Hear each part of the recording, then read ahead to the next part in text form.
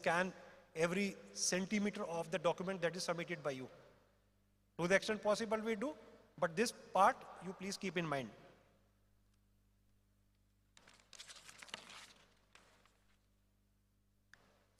Then, this was about the missing components. Many of you come to us saying that, sir, this was not pointed out to us while issuing the provisional NOC. Now let me tell you something about the provisional NOC part. A provisional NOC is just about 6 to 7 pages of documents which we sign and issue to you. In the beginning, it talks about your application, your site, your survey, what you want to build. And then we have the terms and conditions.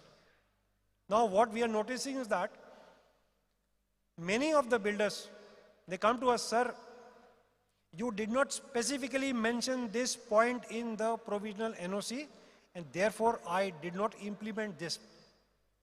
Now I don't understand what to make out of this. You are all aware that the actual NBC, that code, that document, that part 4 of NBC, which talks about this fire safety and building norms and all these things, it runs into several hundred pages. Now, if you want us to simply take a Xerox of those 500 to 600 pages and attach to your provisional NOC and telling you that, okay, now you go back home and you read this 500 to 600 pages, will you honestly be interested in doing that? You won't do. Nobody would be interested. So we try to give you the crux in a nutshell, duly mentioning what are the most important salient points of the provisional NOC. Please go through those points at least.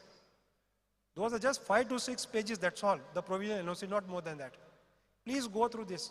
And now after I have joined, I have also started insisting on mentioning some additional responsibilities that have to be taken up by the builders. Very specific ones, like something about pump house, something about pressurization, something about lift lobby FRDs, something about 120 minutes, so on and so forth.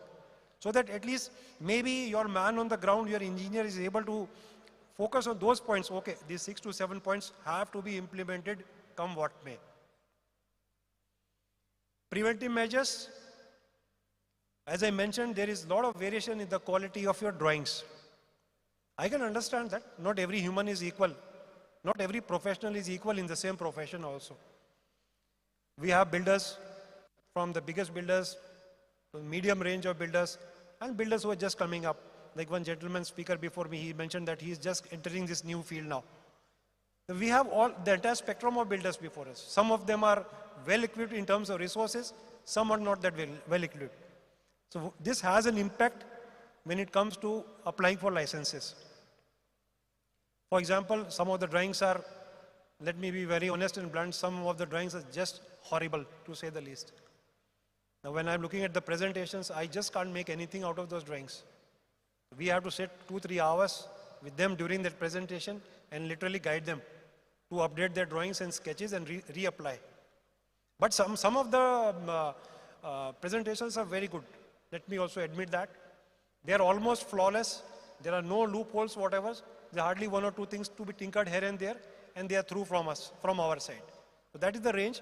That's again a practical field situation. Now, to my knowledge, if you hire a consultant in Hyderabad for building, and if you are hiring a consultant maybe somewhere in, I don't know, Adilabad or Utnur or Nirmal somewhere, because very soon you will be having high rises coming up on those areas also as the city and the state grows. So there is going to be a variation in the quality and the comprehension of the architects, your consultants. When you are entering this field, which is a very, very risky field, real estate is a very risky field. You are aware of that. Go for the best. Go for the best. Don't compromise on certain basics so that your project takes off smoothly. Risk assessment is important. Then things like pre-construction stage, access for fire tenders. It's quite surprising to see that even today, many of the high-rises drawings which they come to us, they are not able to really explain to us why they have not left the proper the distance in terms of the driveway or in terms of the offset or in terms of what you call the master plans. The other day I had a presentation, I asked a gentleman, look, your driveway is this much meters, your offset is this much. You are planning to do this, but what is the drawing in the background? He says, this is the only information I have, sir. Maybe after 6 months, I'll again come back to you with a revised drawing. I'll surrender my whatever space has to be given, and you give me the provision NOC. Let us all try to improve our knowledge base also. It's only for our good. Limitations in terms of technology I have mentioned.